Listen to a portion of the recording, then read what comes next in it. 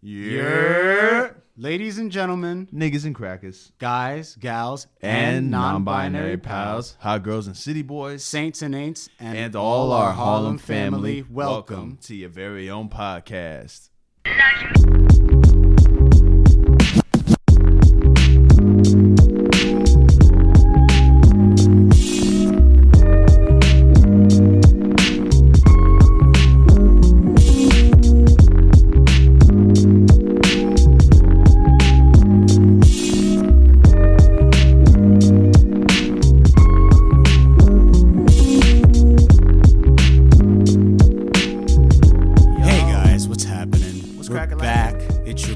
Justin Winley, a.k.a. Black Murdoch, a.k.a. the Chocolate Painted Saint, a.k.a.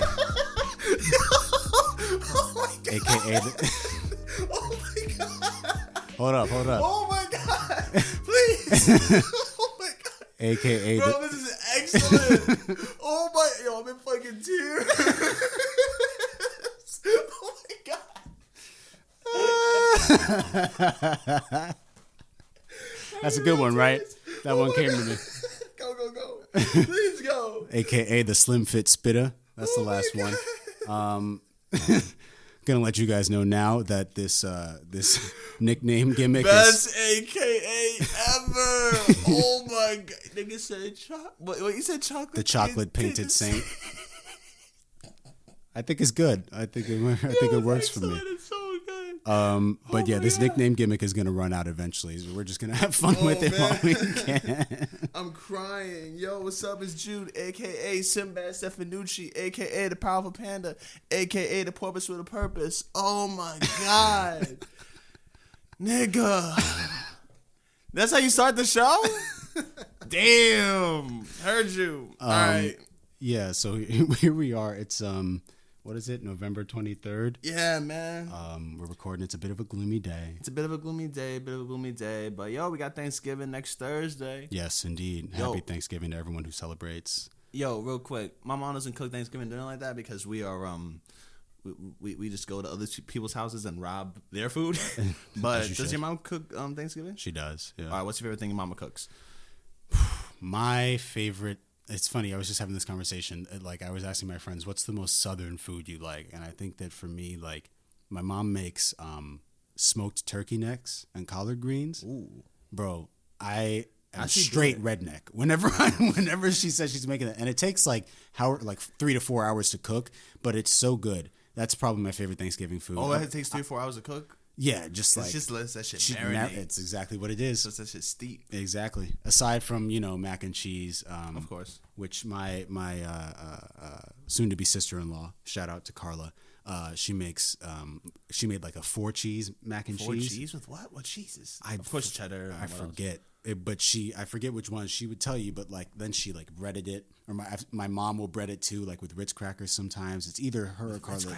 It's they go in like between the two of them, and my brother cooks too. So you put the three of them in a kitchen together, and I'm just like, yeah, just tell me what to chop, and I'll help out that way. It sounds like a clogged artery though. I ain't gonna lie to you, but yo, it's gonna for sure. We can clog an artery for like a couple days. It's fine. We can deal with it. We're still young-ish. Yeah. Favorite thing my mom made. My mother makes this crazy eggplant parmesan. So what she does is cut the eggplant mad thin. Right. And to bread it, she'll dip it in egg, and then put breadcrumbs on it. Oh, okay. Italian style, and then she'll fry the eggplant. And then she gets all the eggplants together and starts layering it with cheese and sauce. Mm-hmm. And then the cheese is like mozzarella or ricotta. Right. And then she stick it in the oven for a little while, bro. Yeah? You get the right cheese and you get the right sauce. Hit different, right? It's excellent. It's excellent. I've never had eggplant at all, like in anything. It's never like come across my path, so it doesn't seem like something that I would eat. I got you.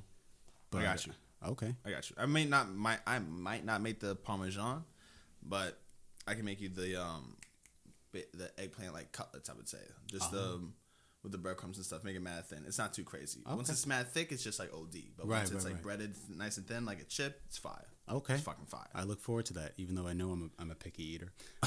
Same, bro. I was too. Took me a while. So, we're gonna keep this one a little shorter, not by too much, but than the last episode. Gonna try to keep things relatively light today. We have our big topic. The episode is called TMI, as you know by now. So we will be getting into the foolishness that was exhibited by Tip Harris. But the ignorance, just the straight ignorance. But before we get to that, the expeditious buffoonery. I had to talk like him for a little bit. Oh boy, what would Iggy think? T.I. That's a whole other episode. Wow. But before we get to that, there's like a host of important birthdays coming up this week, some of which I've forgotten, and that's a shame because they're all black people. But the one that we wanted to talk about today was Bruce Lee would have been 79 on the 27th. The realest chigga ever lived. The realest chigga who ever lived. And we just, obviously, for those of you who don't know, Jude and I are both practitioners of Jeet Kune Do, which was Bruce Lee's martial art. Is Bruce Lee's martial art. It obviously lived past him. Our Sifu is a third generation student, so he learned from the guys who learned directly from Bruce Lee. Paul Vunak was his first one, and then Poteet. Jerry Poteet, right? Oh, Jerry Poteet. Yes, I forgot about that. I remember years ago we had like a moment of silence when Jerry Poteet died, and that was he died. Oh, I didn't. Yeah, know. he passed away in like 2013, I think. He was an old guy because all of them are starting to like die off now. True. They're all born in like the 30s and 40s. Exactly. Ino Santo is 80 something. Yo, but that nigga nice. He is. He stays young. He's doing jiu-jitsu and he's rolling with the Gracies at like 70, 80 years old. Dan Ino Santo, for those of you who don't know, he's a Kali and Jeet Kune Do guru. And he is if you don't know him, if you can't think of him immediately, he's the dude in the red bandana and the black gi with the red sticks in Game of Death. Right. That Bruce Lee yokes with the nunchucks. Which leads us into the conversation we were going to have about favorite Bruce Lee movies or moments or all of the above. And I was thinking about it because he only made 5 movies while he was alive. And I've seen bits and pieces of all of them, but the only one that I think I've watched full through more than once is Enter the Dragon. And I do think that, like, cliche as it might be, basic as it might be, I think that's my favorite. I think it's a culmination. I think it's like a perfect encapsulation of who Bruce Lee was at his prime, his prime, and it's just dope. Like, I mean, he had the funding to do a really solid movie. Exactly. The sets were amazing. The actual demonstration of like Jeet Kune Do principles when he's doing like the demonstration with the karate guys, he's doing Pak Sao and the back fist. Oh yeah, and he keeps hitting them and they drop. With the dude who killed his sister or forced his sister to commit the white guy, right? Yeah, the white guy with the beard and the scar on his face. Oh yeah. That was hard. Yeah. You got Jim Kelly in there. Jim Kelly, the baddest black man ever lived. Yo, but why they had to kill the black dude? Oh, Han does kill him. That's right. They wrapped his ass up in chains and hung him and dropped him in nasty. Water, bro. Gnarly. Just gnarly. I'm just because he was outside chilling, but getting mad toppy. He was just like, I want you and you. They didn't want to promote any miscegenation. You know, they didn't want any crossbreeding of the races back then. But they let the European dude live. Well, he was nice. He was a good dude. But someone had to go. Right? Yeah, they had to set the stakes. But you said your favorite was Fist of Fury when it's him and he comes back to his martial arts school when his teacher is killed by the Japanese, and there's that constant turmoil between the Japanese and the Chinese school, and Bruce Lee just fucks niggas up. Is that the one where he goes into the dojo and he fights all like 30 of them like in the circle? The circle. Yeah. And he's just there in the middle with his arms out. Yeah. And then he just starts whooping their ass. Just roundhouse after roundhouse after roundhouse. And then goes back with nunchucks and starts cracking their ankles. Bop, bop, bop, bop, bop, bop, bop, bop. Spinning around. Yeah, I remember that. And then, spoilers, but it's a movie that's probably like almost over 40 years old. Hey, watch the movie. Yeah, watch the movie. You know what I'm saying? If you don't want it to be spoiled for you. So no, but what were you gonna say? Spoiler alert. I was gonna say spoiler alert. He basically just runs and jumps, and then it's ba ba ba ba. Firing squad. You don't see it, but it just ends there. I think that's kind of dope because he just went out in a blaze of glory. Exactly. That's the way he should. I think, yeah, man. I mean, it's obviously tragic. You know, he died in 1970. 73. Was it 3? He was 32. I always get that, like, the 2 and the 3 right. Because I know he died when he was 32. Right. It's obviously tragic, and it was a brain hemorrhage, and obviously there are a bunch of conspiracy theories that, like, you know, we thought about talking about, but rather just focus on, like, I think the legacy and instead of the memorial. It's also tragic what wound up happening to his son. R.I.P. to the God, Brandon Lee. Have you ever seen The Crow? I haven't. I've seen The Crow. It's dark as fuck. But it's a good 90s comic book movie. Gotcha. You know, very grungy. Yeah. But it's a good movie. I liked it a lot. And Brandon was really good in it, and yeah, man. It's really sad that he died, and the way it happened, it's freak accident. Freak accident, because you know what happened. Yeah. They had there was a scene where he needed to get shot, and essentially, the people who were supposed to be making sure that the gun had blanks in it didn't do their job. And a blank is where they have a little piece of cardboard. I forgot what it was to do to get that flash, or the the dummy is the one with the cardboard to get some projectile. Oh, okay. And then the blank is just a flash you need. Exactly. And so the cardboard for the dummy, they shot it, but it got stuck in the barrel. Mm-hmm. So then they loaded up for the flash, and then it shot it into him. The guy who fired the gun, the actor, Michael Madsen. Michael Madsen? Madsen. I don't think he's acting anymore. No, barely. He was traumatized by it, and why wouldn't you be? You killed a kid. It's manslaughter. You know, it's not your fault even, really. I don't think he would get tried for that. But no, he shouldn't. But yeah, I don't think anyone should. It's just like bad shit fucking happens. Yeah, it was a horrendous accident, and obviously, like you caught in a rainstorm and you driving. Mm-hmm. A deer walks by, you swerve, and then you hit somebody. Right. Whose fault is it? Is it you? Is it the rain? Is it the deer? Is it the person walking? Like it's the deer. Louis C.K. would say it's the deer. But no, yeah, we wanted to. We intruding on their environment. Yeah, you're right. We paved the whole road in front of his whole crib. True.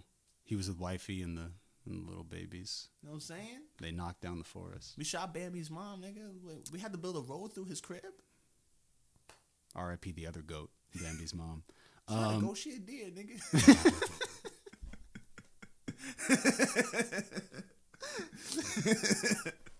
So, yeah, man. I often think too about like, the impact that Bruce Lee had on the imagery of Chinese men specifically. Yeah. I mean, he wasn't a sex symbol, I don't think, which is, ironic because the dude was built, or he was cut up, he was shredded, but nigga was brolic. He was. I don't care. You do 2-finger push-ups. Come on. You do a 1-inch punch. Come send on. a nigga flying.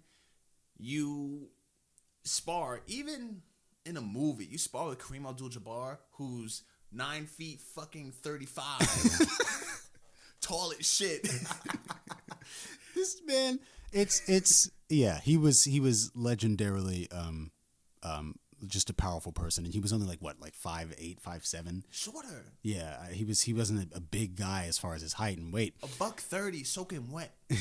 Exactly. So all that exhibiting all that like prowess and martial power was, I think, positive for Asian Americans. And I often wonder, like in the wake, the actors that we idolize now or that we iconicize now that grew up watching him, Jet Li, Jackie Chan, Donnie Yen. You got to start with Bruce Lee. Yes.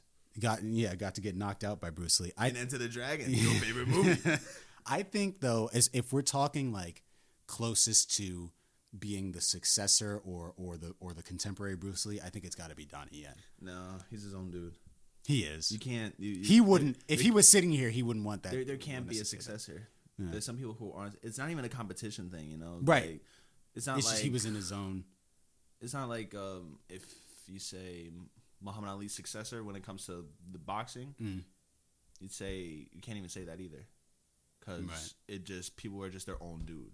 True. Mike Tyson was his own dude. Yeah, the guy who beat Ali was shunned. Yeah, Larry Holmes was the last dude that one of the last dudes Ali fought for the Ali tried to fight for that title the 4th time, but he's already, pretty much punch drunk. Is the beginning of Parkinson's disease is starting to set in. Yeah, he was not the same champion, and Larry Holmes whooped his ass. Yeah, because Ali didn't know how to quit until they were like, "Yo, listen, nigga, you really gotta fucking stop." Yeah, but Larry Holmes never got that shining glory because he's seen as a dude to put Ali away, and Ali is so beloved, and basically you killed our hero. Exactly. Yeah, I see your point. I don't mean to say that he replaced Bruce Lee.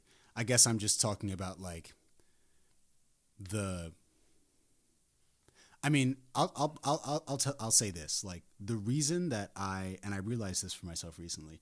The reason that I sought out Jeet Kune Do is because of Ip Man, the movie. Oh yeah, it was dope. Because I watched that, and then I found out that guy taught Bruce Lee.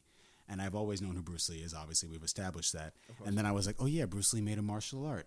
Maybe I can find that somewhere in the city. And that took me first to a guy named Chris Moran, who Sifu knows. I think they're in the same generation of JKD guys. He was starting a practice, but it was really it didn't really have like any establishment to it, and it wound up being more of like a personal trainer thing. So it fell through. And then a year later, I found Garcia Gung Fu, and Garcia Gang, and my life has that's 4 years of my life, almost 5 now. That has been changed ever since. Crazy. But I the reason I bring that up is because I think that you go on Donnie Yen's Wikipedia page, and I call him like Chinese Bruce Wayne. Because the amount of martial arts knowledge that this guy has, while also remaining, this humanitarian, this really humble guy. What does he do that's a humanitarian thing? He's really into sustainability, like metal straws and dope. Type of stuff like that. Like really, and he's a very wealthy guy. So like how many movies did he make? He made like probably. Well, Ip Man alone is 4, and then he's had a career in TV and film in China. They make a shit ton in China because the production is not like a bunch of Avengers movies. Right. It's like a bunch of your own small martial arts movies that are like an hour and change. Yeah, and you keep pumping them out every like 3, 4, 5 months. Yeah. So I guess I just think of it in terms of like his versatility as a person. Is why I compare them, but I also know that, and they've asked all these guys. They've asked Jackie. They've asked Donnie. Like, do you think you could beat Bruce Lee in a fight? And they're always like, I'm not going to answer that. Did you see that video of Bruce Lee and Donnie Yen sparring? The animated one, right? The animated joint. That was fire. That's dope. I was like, ooh. If I cared to find the YouTuber's name, I would shout him out. But he's got more followers than us, probably, so it's okay. Probably. He needs to shout us out. That's exactly. His video. That's why I was speaking of people like fighting Bruce Lee. That's why I was when they asked Michael Jai White, could you beat Bruce Lee in a fight? He said, of course I could. Like, yeah, dude, you don't say that. Like, even if it's likely. If Bruce Lee knew jiu-jitsu, which he absolutely would because he's Bruce Lee and he would go out of his way to learn Brazilian jiu-jitsu, then no, Michael Jai White wouldn't beat him. But if you're just talking about a striking match, Michael Jai White outweighs him by however much, and he's however taller, so that makes sense. But it's however 100 pounds heavier. Exactly. It's not something that I feel like it's not something that you say as a martial artist just out of respect. I feel you. You defer the question. You say, I don't want to. No comment. I'm not gonna. I'm not gonna fight Michael Jai White about it. No, it's a big nigga. Right. Spawn. Exactly. You ever see Spawn? I have seen Spawn. Yeah, it's very bad. Yes, atrocious. But we just wanted to do a quick shout out to Bruce Lee. Love you, Bruce. Sijo, as we would call him today. And speaking, I guess, of the dead, there was an announcement recently. Hold on. Look at the segue. The segue. He said, speaking of the dead, continue. Right. There's a film coming out based on some Vietnam film called Finding Jack. Okay. And the director of this film allegedly has received blessings from the family of James Dean, the actor who died in 1950 in a car crash, to reanimate him through the use of CG to star in the film. So who's going to do the voice? Who would do the voice of James Dean? Are they going to just like find a bunch of his movies, get the small audio, and try to like, what's the word? Splice it? Exactly. Splice together his words. No, see, this is the thing, right? This is the thing that's retarded about it is, so you, first of all, I just Googled this. James Dean movie directors originally wanted Elvis Presley. No, CGI that's what casting. That's what I have pulled up here too. They wanted to recreate Elvis and Paul Newman, which I was gonna jump to that. Why? Eventually. So let's just put it all on the table. I think this is wrong. And you're an actor. And I'm an actor. I think this is gross. Yo, check him out on that Adam Sandler movie on Netflix. What's it called? Oh yeah, the Meyerowitz stories by Noah Baumbach. It's on Netflix. If you Justin is a lady killer in this show. Justin is big pimping. Stick dipping, quick shifting, bitch listen. Shout out to Joel Santana. But yeah, so I think this is wrong. I think it's weird. I think it's, it's like there was a tweet I saw that basically said something along the lines of, it put it in quotes. It said, "We couldn't find a white guy to star in this Vietnam movie," is an incredible take. Like you really couldn't. You couldn't find one white dude. What's Timothée Chalamet doing? What's he doing? Solid. What's he doing? Is he busy? Rob Pattinson's doing Batman. Rob Pattinson's doing Batman, but it's a badass actor. Yeah, he's fantastic. You could get Henry Cavill. He's kind of just brolic. I'd like to be. I think like, he doesn't look. No one in the 70s. Like he looks to look sickly. I don't even know, but I feel like no one in the 70s was supposed to be as big as Henry Cavill is. He can lose weight. Maybe. I think they're going for this, like they want this teen heartthrob thing, but it's weird to me because why are you resurrecting a teen heartthrob? And that's even more weird because the girls who be heartthrobbing over James Dean are 14, and how old would James Dean be now? Yeah. Right. Also, and he dead? Yeah, the guy's been dead for decades, and it's not even like in Star Wars Rogue One, right? They recreated this character Tarkin. The actor was Peter Cushing, and they used CG. They had a guy in a motion capture suit with dots on his face, and then they they put Peter Cushing's face on this guy, and people were kind of weirded out by it. But I generally think that's more acceptable because it's a specific character that you want to bring back for a cameo, not just an actor that you want to play a character. Like, first of all, that's taking a job from someone. Because there is someone who will have to do the motion capture. If that's not the same person that has to do the voice, then that's like two people that are kind of. It can't be less expensive than just hiring a guy to act. Yeah, but how much would the CGI guy get paid? Because I think he won't get paid as much because he's not technically acting. I don't know. Yeah, he's not going to be doing promotion for the movie. Yeah. What are you gonna? That's a great point. How do you promote this movie when the star is dead? The nigga interviewing the guy has not been alive for as long as James Dean has been dead. Exactly. Like, what the fuck? It's really weird. So this is off of NME.com. So yeah, Paul Newman almost joined James Dean in Finding Jack, as well as Elvis Presley, CGI versions of the two of them. The film was announced. The film is called Finding Jack. It's based on the Vietnam War. A CGI version of Dean in the starring role. So James Dean didn't even die during the Vietnam War. Exactly. Didn't he die in like 1950? 1950. He died in 1950, period. Flat. 1950. We were not even out of the Cold War yet. What the fuck are we talking about? Were we in Korea? Maybe.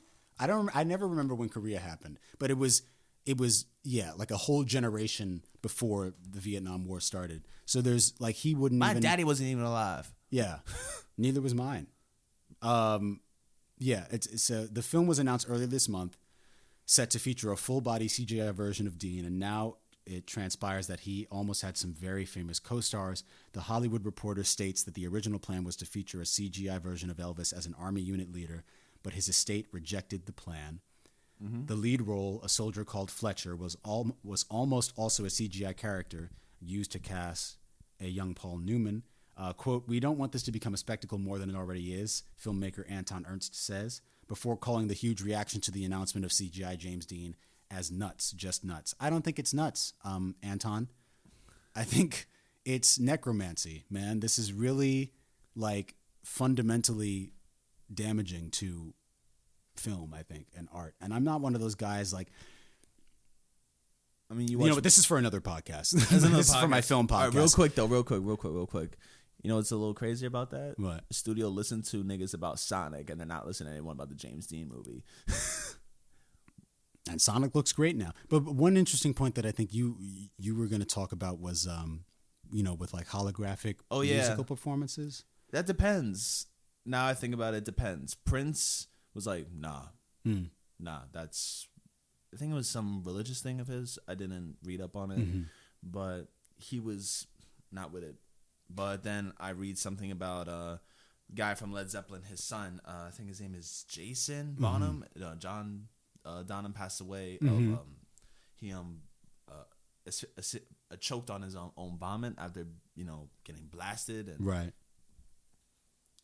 His son was like, "I'm down to play drums with my dad again." Right. With a hologram version with my dad. That's nice. Yeah. I'd do the same. Yeah. That stuff like that. And then the Tupac thing happened. Mm. I thought that was fucking dope. I think Dr. Dre probably got his mom's blessing on that one. They did Bone Thugs and Harmony did Eazy-E, and there was talks about Biggie. There was talks about Marilyn Monroe. There was talks about Elvis as well for holograms. Mm. But maybe just for like nice right there performances, not like a whole tour of a hologram. Yeah. That makes sense. And it also, do you think maybe it depends on I don't even know if it depends on the person. Like, yeah, I think it's a case by case basis, but I think the thing about film is that, like, yeah, like I said, you're taking away, I feel like ultimately you're taking away an opportunity for someone. I mean, they talk about, like, Ernst said, quote, "We searched high and low for the perfect character to portray the role of Rogan," which is the character's name. Shout out Joe Rogan, which has some extreme complex character arts. And after months of research, we decided on James Dean. That doesn't even make sense from an artistic standpoint, though. Because how many fucking people are there on the planet who act? You act. You have mad people from your school who act. You can't go find some random person who has an immense amount of talent. You have to find a dead nigga. You're talking about character arcs and narrative, while you're through a lens of like ones and zeros, man. It's you're expecting this basically computer program to transmit feeling. Like, hey, I sound like a boomer. Technology's cool.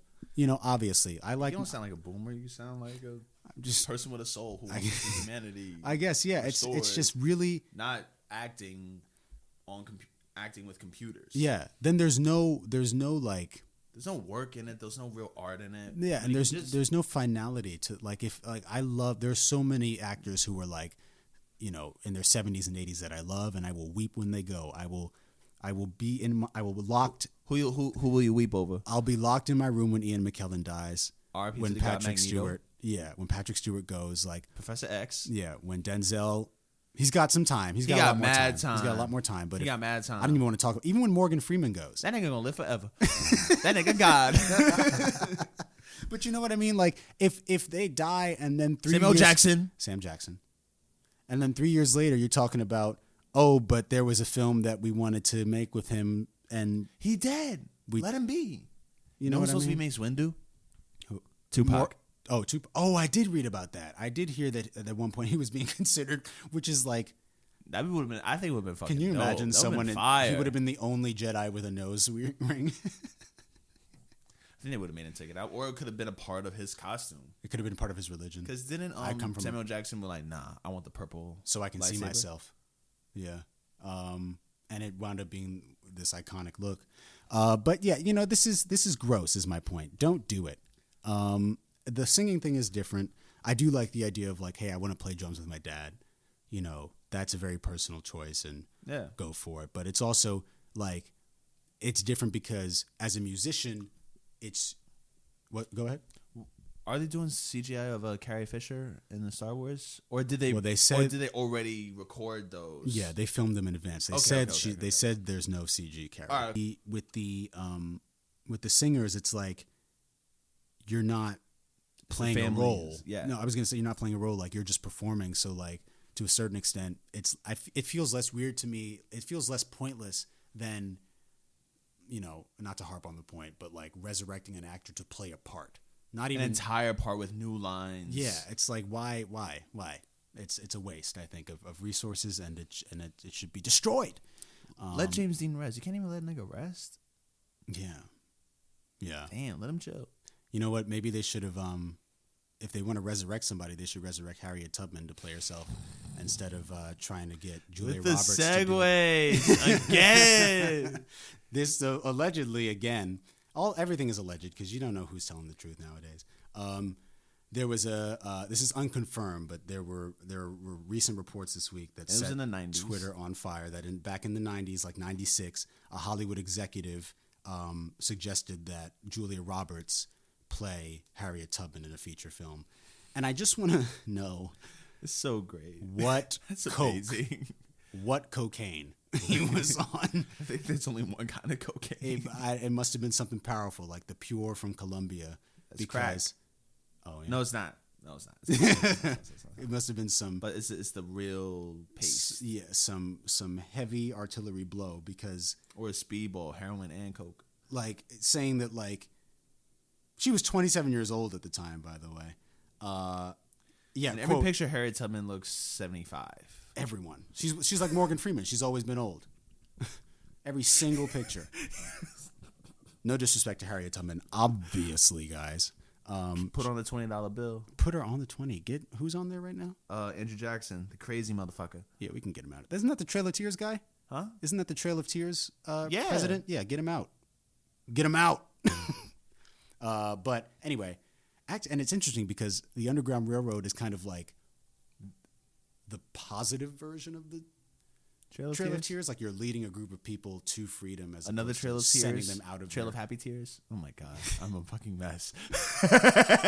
Trail of Happy Joyous Tears. So, but yeah, this guy, like apparently, someone pointed out to him like, you can't do that. Yeah, and he was like, it was so long ago, no one's going to know. No one's going to remember that Harriet Tubman. You know what Joe Rogan said on stand-up? What? He said, slavery was 200 years ago. That's 2 old ladies ago. Yeah. Straight up. Straight up. That's 2 80-year-old. That's my grandma and another my grandma. My grandma's 86, 87. It's 160 years old, but still. Yeah. It's close enough that like you were still immediately dealing with like, we were just their slaves. Mom. Yeah. Was a slave. Yeah. For, until 5 minutes ago. It's like for people to act as though we're going to forget is crazy. Yeah. I mean, but I'm down for, a white haired Tubman as long as we can have black masters. That'd be fucking hilarious. Sounds like a Wayans Brothers movie, bro. Sounds like something they would make. Like, yeah. Nah, I mean, it's, that is disgusting, but, if we had a bunch of black people in whiteface, would that be fine? Would that be fine? Is whiteface fine just as a concept, you mean? No, I mean, so if you had a white person in blackface in the movie but had black people in whiteface, would that be cool? Oh, just everyone doing just a switch? No. No? I just could never you could never accept seeing people wear a blackface, knowing the history behind it is weird, as opposed to like whiteface. I feel like most of the time it's seen as a joke. It's seen as like fucking around. Yeah, we're doing this because remember when y'all did this, But I will say that in a different way, that's kind of what they did with Hamilton, the musical. It was mostly black and Latino actors playing obviously white people. Yeah, and I'm sure there was feedback about that I never really got into, but no one really got into it. I think because it wasn't that big a deal. It was like, oh my god, Hamilton's so good. Yeah. And Lin-Manuel, he had enough credibility by that point. Did he make West Side Story? No, he did In the Heights. Oh, that's what it's called. That's what. No, that's what I meant to say. Yeah, In the Heights. That's why. No, you know why I think West Side Story is In the Heights? Because like Washington Heights is on the west. Exactly. Mad far. I knew what you meant. Thank you. Yeah, In the Heights, which I saw. I didn't see his actual production of it. When they did it at my high school, I saw it. Oh, that's dope. And that joint was amazing. Niggas in high school are nasty. And you know who played the main character, Usnavi, the Lin-Manuel role? Who? Jarrell Jerome. Oh shit. Back in the day. Oh shit. So yeah, I thought you said Amir. I was about to get mad hype, but whatever. Shouts out Amir. It should have been you. It should have been you, Amir. It should have been you, nigga. Come on. But Amir and I got to be the princes in Into the Woods. Have I ever shown you? I've never seen Into the Woods. Oh wait, you with the sword? No. That was when I was in college. Into the Woods it's basically like Fairy Tale Avengers. It's like all these stories intermingling, kind of like those Brothers Grimm books. I just remembered that series. That was my childhood. Anyway, point being, and it's about so I played Cinderella's prince and he played Rapunzel's prince. This is in senior year. I will show you some of the recording at some point because it's kind of funny. But fantastic. Yeah, I guess the moral of the story is Julia Roberts probably woke up that morning when that was trending. Like, what? Who did what? Who said that? Is there another Julia Roberts? Like, what are you talking about? Yeah, she's as far as I know, she's unproblematic. So anyway, that we kind of got off track. So we're gonna take a break. And then we're going to come back and talk about T.I. King of the South, allegedly. All right, we're back. Let me check the Citizen app for any updates like we did last time. Let's see what's happened in the area. Fisticuffs? No more fisticuffs. There's a broken traffic light. Broken water main. Oh, here we go. Employee with knife threatened customer at Martha's Bakery. Oh, that's in Queens, though. Report of man armed with knife by Western Union, Lexington Avenue, East Harlem. Yeah, domestic 125th probably. Nah, I think that one's on 116. No, 118. Man, the hood's domestic crazy. Dispute involving knife, physical altercation, report of shot fired. Physical altercation, report of shots fired. Damn, mad domestic disputes involving knives. Oh, on Madison Avenue and East 115th Street. That's type close. Yeah. This also actually, I feel compelled to say this to all our young ladies, our female friends. Be safe. You know, we're in the middle of like a kidnapping rash right now, and it's very scary. I, of course, have a younger sister. She's 16. So that's but even if I didn't, I would be concerned for my female friends and just generally the women of the world. We could say, come to Garcia Kung Fu and and learn how to defend yourself, but it honestly is. It's not going to solve the actual problem. No, and the onus is on the people doing it to stop doing it. You shouldn't have to learn how to kill somebody just to walk down the street. Honestly. So, yeah, take care of yourselves. But moving into something kind of related, but not just into stupidity. So T.I. King of the South. Yeah. Highly debatable. There was everyone knows who T.I. is, and he's said a lot of stuff. T.I. says a lot of stuff. He says some good things. He says some stupid things. Can I ask what's a good thing he said? When he called out Cannon Zones, like, that is some bullshit. You are condescending to the black cause. You and Fox and Fred. That's the thing about T.I. is that he's a very he's a well-read person, but sometimes when you listen to him talk, it's like you can't. When you take him only read seriously. books in jail, Yeah, you get bad results. Yeah, it's good to read in jail, but you need to have better conversation because I don't think you're isolated. You're in an isolated environment and with people who might not be reading exactly with you. You'll have a lot of people to conversate with. Yeah, that will challenge your thinking. You can actually let me correct myself. You'll have people to talk to, absolutely, but who will think just like you. Not someone be like, yo, listen, man, that's a little wild. You don't have anyone to challenge you, but in a safe manner that'll make you better. Exactly. It's like if you and me only spar with each other for like 10 years, we will be the same fighters. Exactly. But if we spar with different people every day, or you and me spar each other sparingly, we'll become better fighters in the long run. Yeah. Because we spar with so many different people and so many different styles to deal with so many different problems and get different skills from that.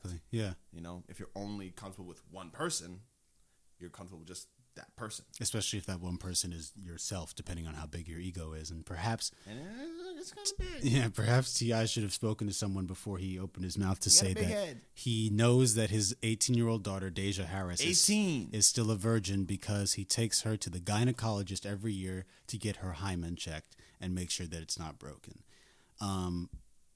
So I started last time, so how about you start this time? So there's many ways a hymen can be broken other than sex: running, doing sports, falling. You know, she fucking fell when she was 7.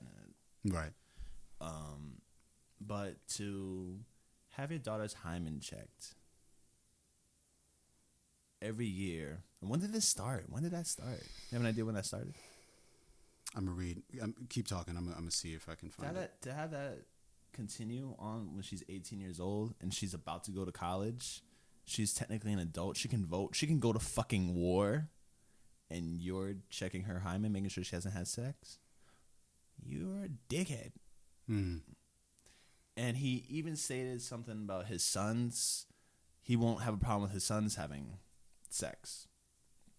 And his sons are like around the same age as her. And it's just, it's stupid, it's unfair, it's sexist. And I even saw something about Tiny on TMZ. She's like, my husband's sexy sometimes. My southern accent is terrible. Your T.I. impression was pretty good. Thank you very much. I did a lot of listening to T.I. because he was one of my favorite rappers in the 2000s. Yeah. When Dead and Gone came out, oh my God, that was such a good song. That was so fucking good. And my favorite T.I. song is What You Know. That was a good song, and then he went to jail. It's crazy. I never listened to a lot of T.I. I listened to some of his more like recent conscious stuff. But outside of that, yeah, I mean, this is gross. And I guess the theme of today's episode is gross things, from James Dean to now this literal physical, intrusive. And yeah, this very intrusive act. I can't fathom, and I couldn't find when it starts, but I imagine it's been going on for a while, probably since she started puberty or started developing in any sort of way. And like girls do that pretty early. So I'd say at least since she was 12, if not earlier. Yeah. And it's so backwards because this is the thing that happens to a lot of guys who run around when they're young and they sleep around and they cheat on women and they have unprotected sex wildly. I'm not pointing any fingers. You started laughing. But the point is, this happens to a lot of guys, is that they get old enough where now they have their own family, and instead of trying to raise, I guess, better men, or just, and put like more good men into the world, it's about raising a daughter who's aware that men just by default are trash, which is like inherently it's unproductive, and it's hypocritical because, yeah, like you said, are you giving similar instruction to your sons? Are you taking them every year? And real quick, what if his sons were gay? You gonna check his son's asshole? What if? Have you spoke to your dad about this? I did. I mentioned it to him, and he was like, why don't you just have a conversation with your daughter, bro? If you're that concerned about. Yeah, and honestly, if he's probably did have the sex talk with her, but like, yo, don't have sex with these little boys out here. All they want is one thing, right? Is your pussy or your little sex box. That's what he called his wife. Sex box. Yeah, that's what he called his wife on his podcast. That is, yeah. Oh yeah. He said like something. Well, half of yours is mine. What half is yours?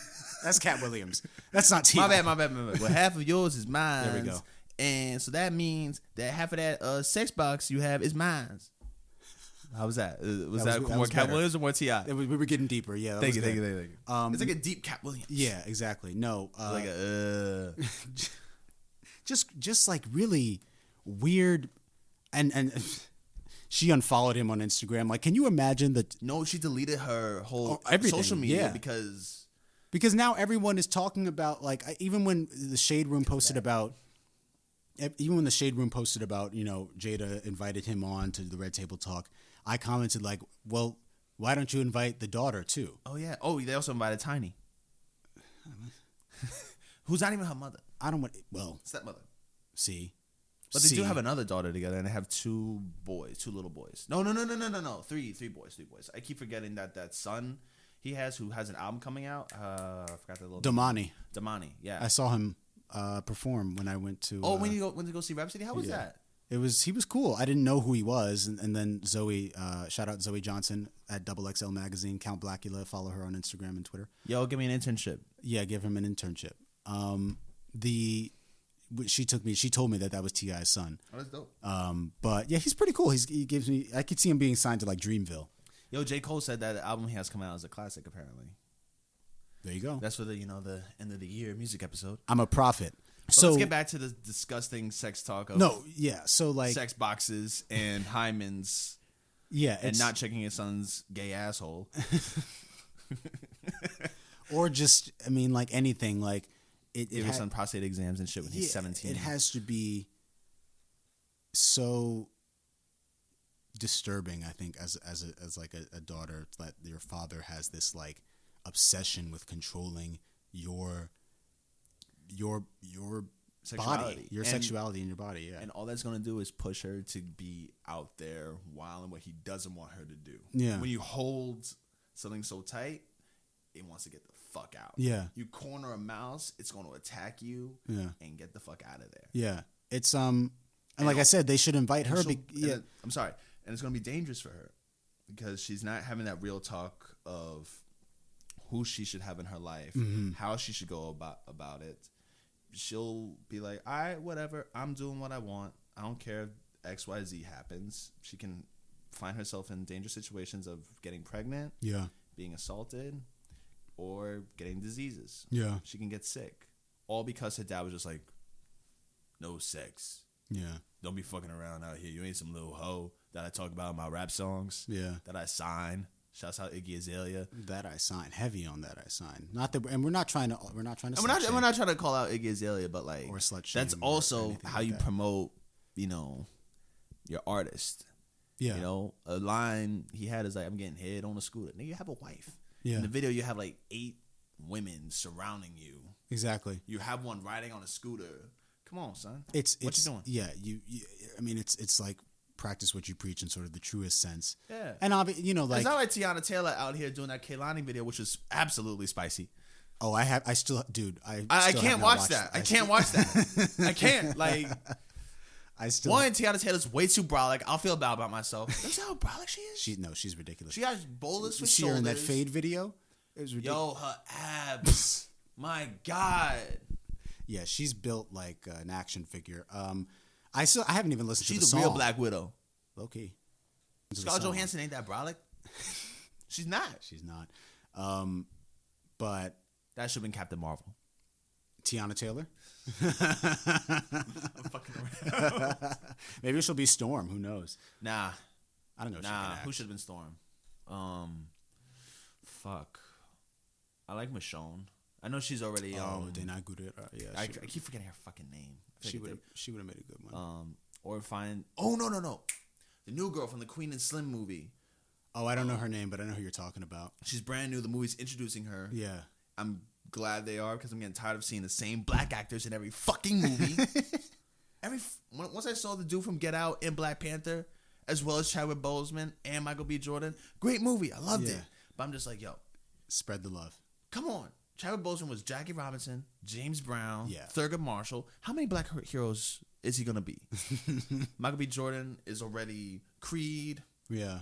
Killmonger. Oscar Grant. Oh, yeah. And he's in everything. Yeah. And now, dude from Get Out. Come on. Yeah. We got the same black actors. Get some new black actors. All those guys are talented. All those guys are talented. But spread it out. Yeah. Get you, motherfucker. Thank you. Thanks. Yo, I'm being so serious. Justice should have been young Black Panther at the very least. Oh, thank you. At the very fucking least. I appreciate that. No, Young Killmonger. Actually, no, that kid was cool.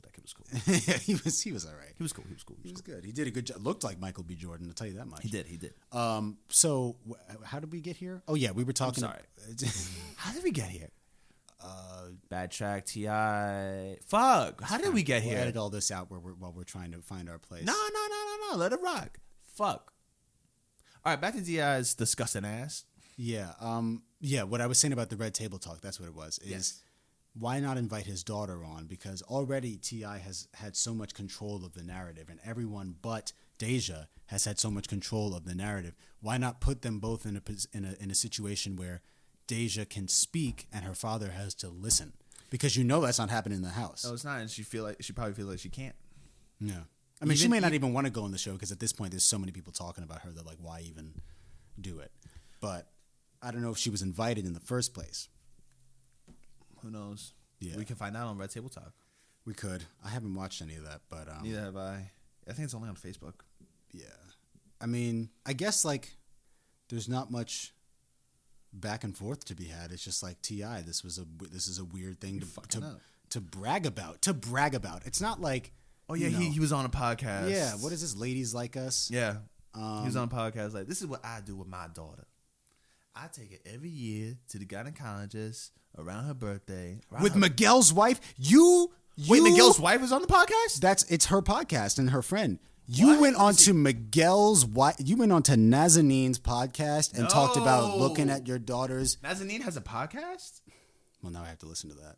Wow. Oh, yeah, because you love you some Nazanin. Ooh. If Nazanin made music, a lot of other people would be in trouble just as far as like my affection. Oh, who? I need to know this now. I need to know this, Justin. Who is in trouble?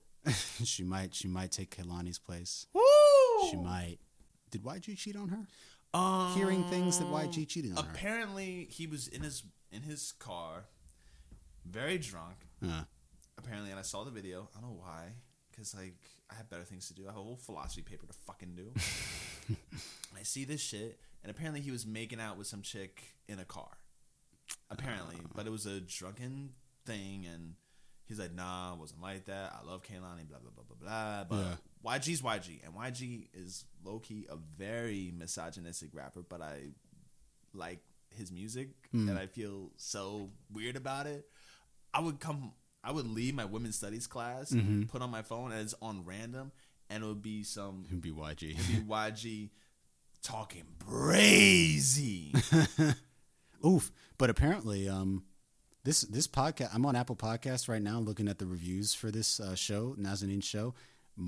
1 star, 1 star, 1 star, 1 star. Damn. Disrespectful, sad and shameful, disgraceful, garbage. For the episode? No, for the whole podcast. What's she saying? I don't know. I don't have any context. Let's see. Ladies like you, behaving like you, facilitate cruelty against women and minorities in general by turning a blind eye in a situation you're supposed to stand up for human rights.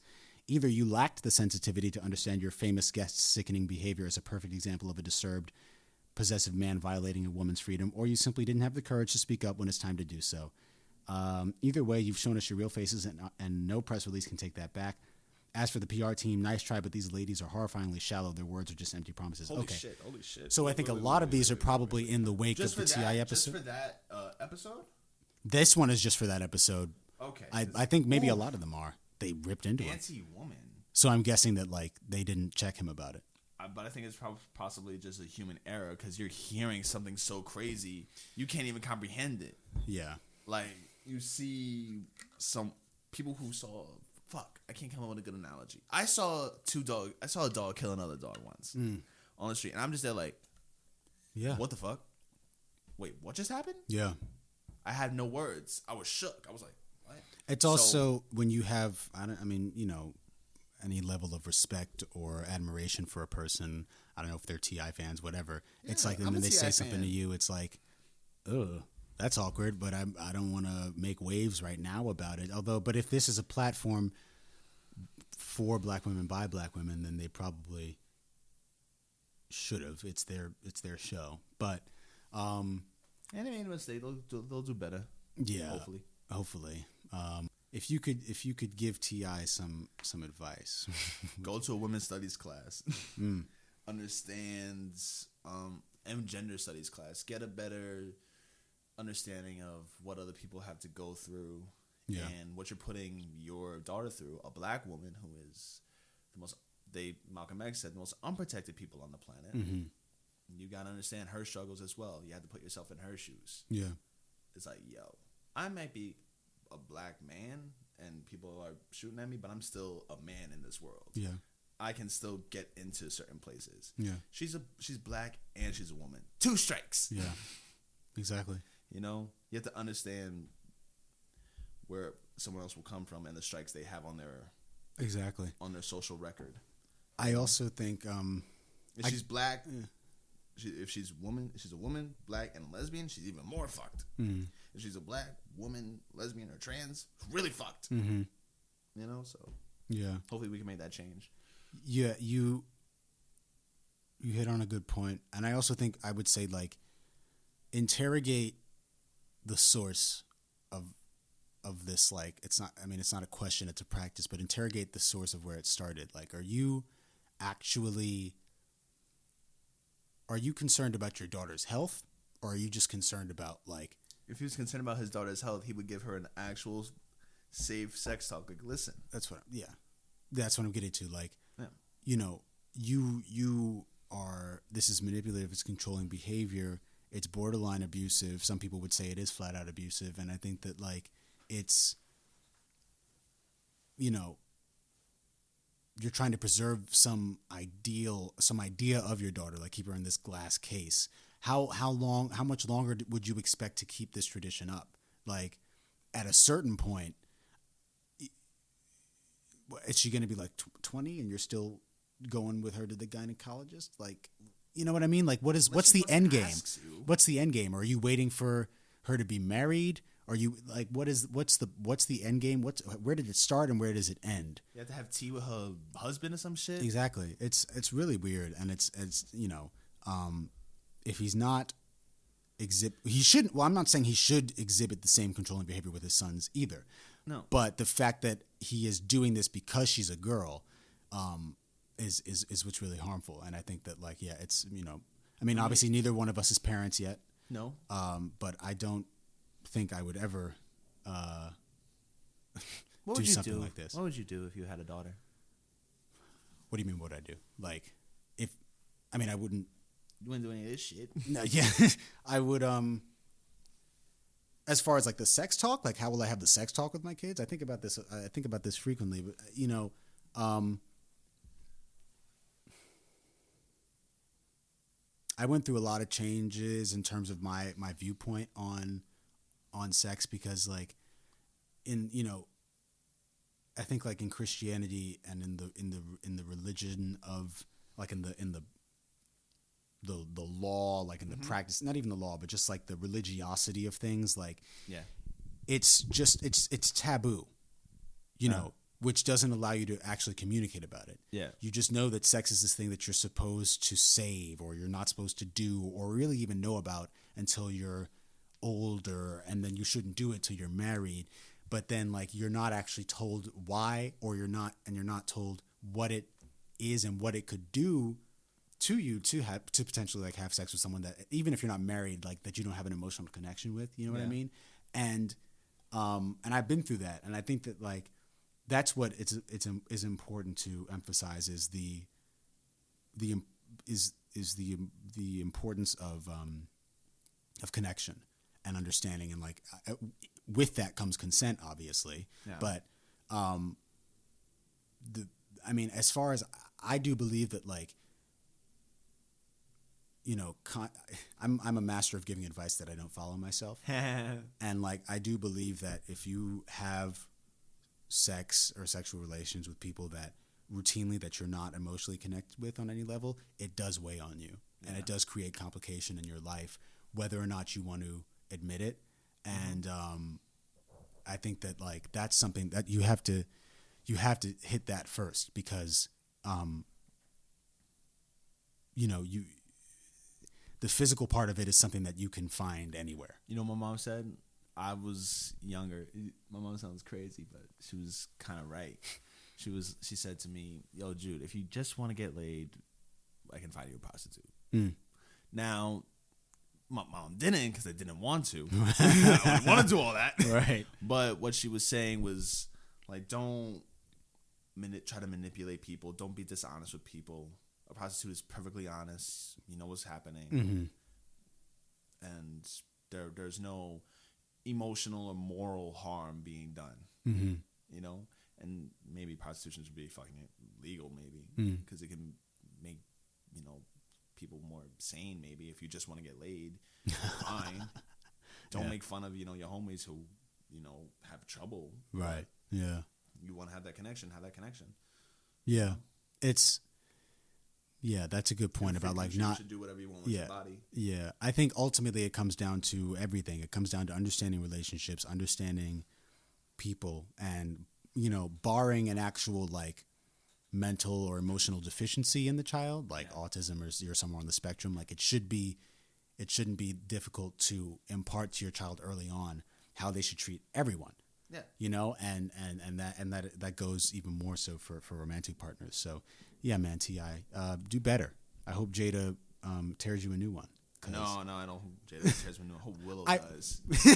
Willow's gonna lay into him. They're gonna have to hold Willow back. Willow gonna whip her hair in front of that. Talk about songs that define the decade. Whip my hair. Yo, you want to do a little pre-thing about what the music that defined the decade for you? No, not yet. Yo, that Freddie Gibbs concert I went to last week was crazy. Was that was so dope. Yo, if you like, I know you don't like, but if anyone out here likes that dope boy drug but lyrically advanced rap, Freddie Gibbs is your fucking man. Freddie Gibbs. I was not into Freddie Gibbs for like half of his career. No, you know what? Until last year, I wasn't into Freddie Gibbs at all. And then I'm minding my own business on a playlist. I remember when you found him. I remember when you found out about him. Yeah. And then I hear his song Death Row, and I was like, what's happening? What is this? And then I go back, I'm like, yo, this nigga's crazy. Yeah. And then when I go to the show, it's one of the best shows I've been to. That's dope. And he had 3 openers: Conway the Machine, Benny the Butcher, and Cousin Stiz. Conway the Machine and Benny the Butcher from this group called Griselda with West Side Gun and those two. They're out of Buffalo, New York. These niggas are fucking grimy. Another thing, if you like that dope boy, real cocaine, lyrically advanced, drug rap with amazing flows and kind of cold beats, because Griselda has their own sound. Very like hard, cold pianos and like hard horns. Things that are supposed to sound soft sound really hard. You know, if I hear the piano in their song, in one of their songs, I feel like I'm getting stabbed. Yeah. You know, shit is crazy, and they murder the stage. Gotcha. And Conway had technical difficulties, had no music playing for like the first 10 minutes of his set, and he freestyled his shit. As you should. And that nigga got shot in the neck, and his lip is stuck. I can't. Oh, he's got like a cleft? It has a cold cleft because he got shot in his neck. Nigga's nasty. And he's still rapping. Nasty. Nasty. I love that shit. Griselda. It looked like you had a lot of fun. It was. Shout out to Josh. Shout out Josh, our boy Silverback Josh. Follow him on Instagram at silverback.josh. He's a powerlifter and a dope martial artist. Yo, deadass. Yo, ladies, if you're trying to get that wild, thick Nicki Minaj butt, but you're not trying to get that fucking surgery, talk to this nigga. He will have you squatting, deadlifting, doing glute bridges. That's it. Your ass gonna be peachy. So we're coming to the end of our time. But before we sign out, as we did last time, what are your songs of the week? Top 3. Shit. Songs you've been listening to or that you think. Mood from Sir. Sir, yo. 2020 is, I hope it's gonna be Sir. I hope 20 in the mood, fire in my bag. Yeah. Yo, that's the one that opens with the Japanese chick, right? Yeah. No, Zakari. Zakari's a dude. Zakari's no, but I mean, like, there's a sample in the beginning of this Japanese girl talking. Stairway to Heaven from Led Zeppelin. Nice. And let me find my gangster shit. I talk about these niggas so much. I forgot who I said last time, but I'd say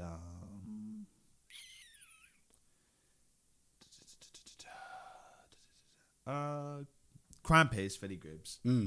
Got you. My 3 have been Cool Off the Rain by Van Jess and Ari Lennox. Something Real that just dropped, Summer Walker and Chris Brown. And for some reason, I've been playing this over and over recently, 8 out of 10 by Drake. It's just like, it's been hitting different. I think it's because I'm about to ascend. You're about to ascend? We're about to ascend, bro. And we're really about to level up. Fuck yeah, nigga. I mean, I start black belt training on Saturday. Oh, shit. How do you feel? It's been 4 years. It has been. And, yo, you've gotten, of course, advanced, nasty, nice. You're a killer. You're graceful in there. You know how to pick your shots. You be catching me with shit. I'm like, when the fuck did this nigga get so nice? I'm excited about it. I think that, like, you know, I kind of, sometimes I punish myself a bit unfairly. Don't, nigga! Thank you. For starting, it startled me. For feeling like I started late in terms of martial arts or whatever. And Stan. Yeah. Stan is 100 years old. With the strength of fucking Paul Bunyan. No, you're absolutely right. Like what it really is, it winds up, it's an excuse that I'm telling myself so that I don't excel. You know, nigga, excel, nigga. You're dope. I know, yeah, and you're dope. And this will be my first black belt, but it won't be my last.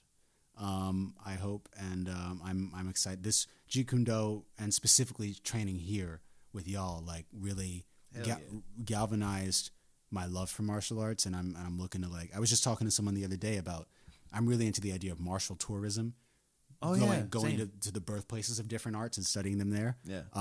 So that's something I really, my wallet just isn't where my head is, but we're gonna get there. Gotta have them dreams, bro. Yeah. Be the Black Joe Rogan. Travel. Exactly. You know and learn how to put people in some serious and pain. drop amazing podcasts. You know what I'm saying? And on that note, happy Thanksgiving, y'all. We will be back to a regular schedule in December, recording every other week. So we look forward to dropping some more content for y'all. And as always, blessings and blexcellence. Next episode drops December 7th. 7th. No. That's a Saturday. December 8th. We're recording next episode December 8th, and it'll drop December 9th. December 9th, yes. So, the semester's almost over. Semester's almost over, guys. Listen. Hey, you listening to this podcast right now. Don't give up. Don't ever give up. Study your ass off. Write that paper. You're right at the end, okay? You've been paying so much money. You're in your last semester. Well, okay, don't let it all be in vain, all right? I'm also talking to myself. And look, it's 4:44. Over. Peace, y'all. Peace, y'all.